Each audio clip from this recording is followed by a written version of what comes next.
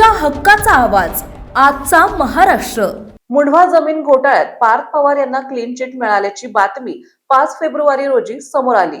त्यानंतर आता अंजली दमानिया यांनी पत्रकार परिषद घेत पार्थ पवार यांना क्लीन चिट मिळाली नाही हे स्पष्ट केलं। यावेळी बोलताना अंजली दमानिया यांनी भाजपा आणि पार्थ पवार यांच्यावर आरोप केले। त्यांच्या आरोपाला आता रुपाली चाकणकर यांनी प्रत्युत्तर दिलंय। पाहूयात।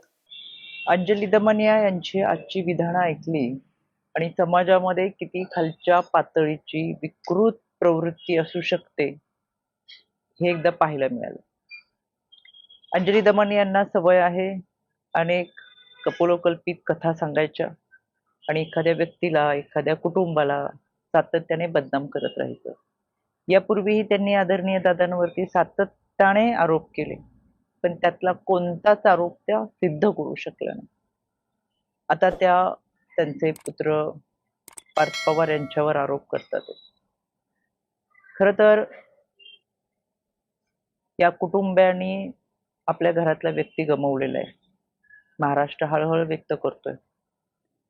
आणि या सगळ्यांमध्ये मुलावरतीच वडिलांच्या घातपाताचा आरोप या अंजली दमानिया करतात। त्या नीच पातळीचं किळसवाणं विधान अंजली दमानिया यांनी केलं। खारगे समितीचा अहवाल येण्यापूर्वी ज्या पद्धतीची विधानं आहेत किंवा आदरणीय दादांच्या दुर्दैवी अपघाताचा तपास सुरू आहे त्याच्या संदर्भातली काही विधानं आहेत, कोणताही पुरावा त्यांच्याकडे नसताना पुराव्या अभावी सातत्याने वक्तव्य करणं आणि चर्चेत राहणं, पण ही अतिशय घाणेरडी मानसिकता आहे।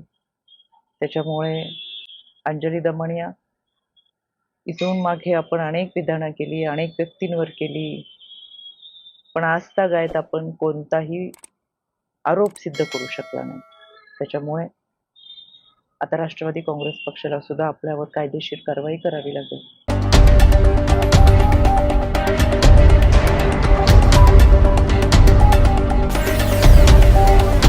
तुमच्या हक्काचा आवाज आजचा महाराष्ट्र।